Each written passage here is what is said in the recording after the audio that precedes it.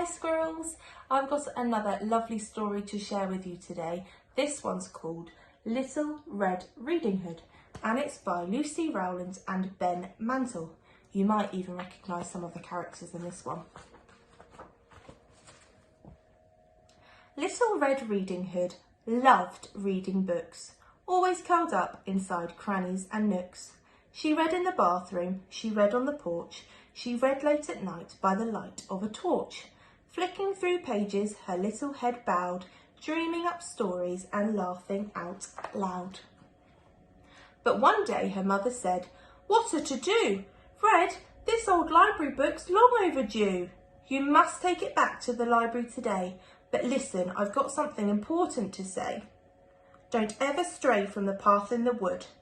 "Yes, Mum," said Red, and she pulled up her hood. As Red skipped along, it was lovely and sunny, but suddenly Red felt a little bit funny. A wolf jumped in front of her. Gruffly he said, "Where are you taking that book, Little Red?" "The library," she answered, "to hand it back in." "Oh," said the wolf, and he started to grin.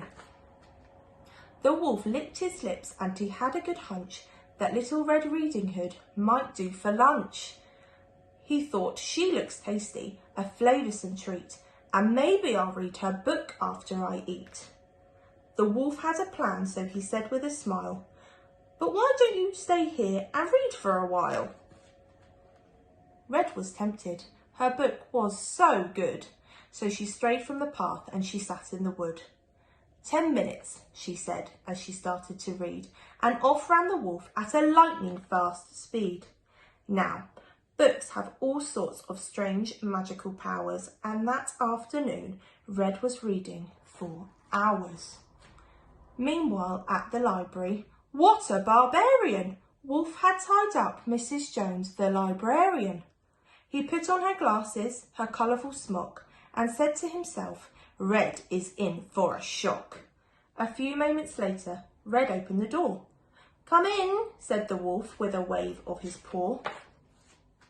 Little Red Riding Hood put her book down and looked at the wolf with a bit of a frown. "Are you quite well, Mrs. Jones?" she inquired. "You look a bit different today. Are you tired?" Red gasped, "What big eyes!" And then Wolf with a sneer said, "Yes, all the better for reading, my dear." Red said, "Your ears are hairy as well.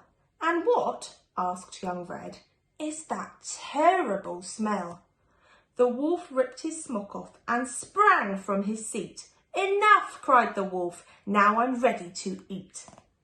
"You can't eat her up," the librarian blubbered, and with a loud heave, she flew out of the cupboard. "That's just such an obvious ending," she sighed. "We've heard it before. You at least could have tried. The wolf eats the girl up? Well, that's nothing new." "What?" the wolf puzzled. "But that's what wolves do. Wolves are the bad guys. It says in my book." Little Red Riding Hood gave him a look. She sat by the wolf and, despite her unease, said, "Stories can end any way that you please." "You don't like an ending?" Red Riding Hood said.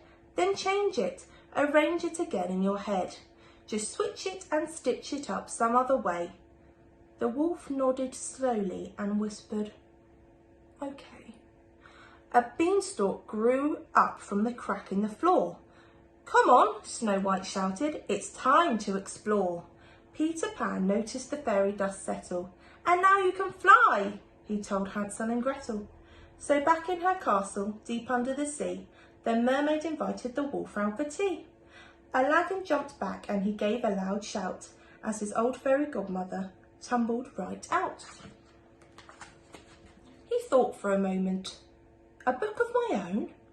And this time the wolf won't end up alone. He picked up a book about shoemaking elves, then started to chuckle and search through the shelves. "I found it," he shouted and danced a few jigs, then borrowed a book about 3 little pigs. Little Red Riding Hood walked through the wood, the moon shining down on her little red hood. She curled up that night with a book in her hands and dreamt of huge dragons and magical lands. For, whilst leaving For whilst leaving footpaths should never be done, straying from stories is all sorts of fun.